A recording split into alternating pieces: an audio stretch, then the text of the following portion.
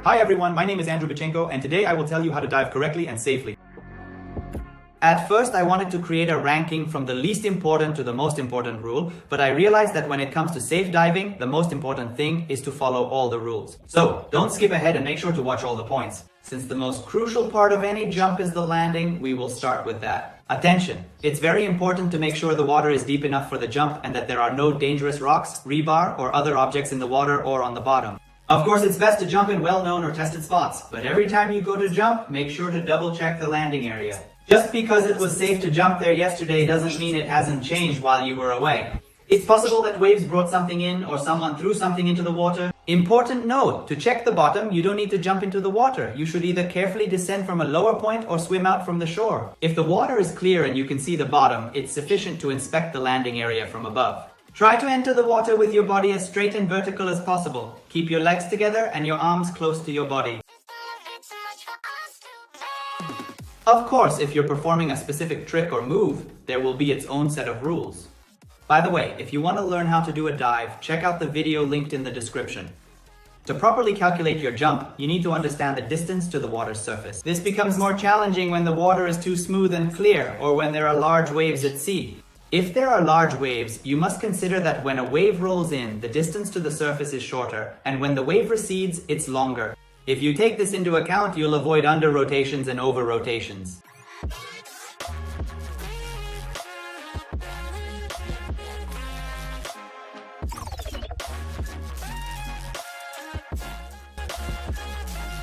Another important detail is that entering freshwater is softer than entering saltwater because its density is lower. This difference becomes more noticeable from heights of 2 to 3 meters and above. Next, you need to plan where you'll exit the water. By the way, to easily climb onto a pier, you need to time it with the moment when a wave approaches. But be careful with large waves, they can hit you against the pier. Sometimes you might not be able to exit at the planned spot. In that case, you should swim to another location or to the shore. That's why it's very important to ensure that you are confident in staying afloat and are a good swimmer before deciding to jump into the water. Without this skill, jumping into the water is dangerous. It's also important to pay attention to the place from which you're jumping. First of all, it should be sturdy to prevent any collapse during your run-up or push-off.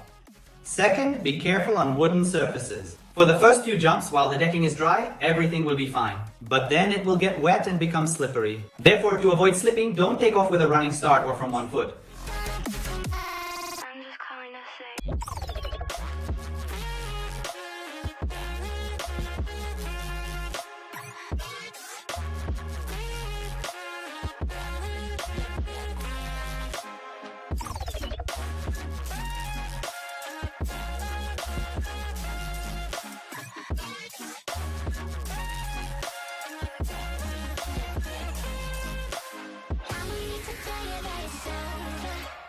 As a judo master, I want to emphasize that a pier is not a place for wrestling or fooling around. If you want to wrestle, get down to the sand or enter the water up to your waist.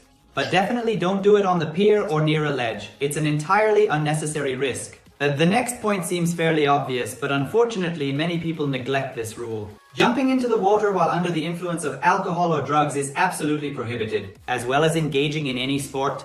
In such a state, you lose control over your body and mind regardless of the dose. This should be a strict rule for you. And let's briefly go over some general jumping rules that also apply to diving into water. The obvious and very important rule for jumping safely is to follow safety techniques.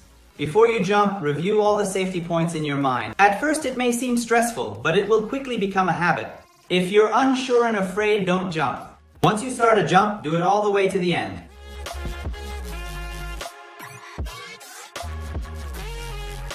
But first, another recommendation. If you're standing and taking a long time to prepare for the jump, your legs may start to feel numb, which can affect your push-off. It's better to walk around, get yourself ready, then return to the starting point and make your jump. Give a thumbs up and subscribe to the channel. Click the bell icon so you don't miss my next video, where I'll show you how to safely and correctly perform a front flip dive into the water.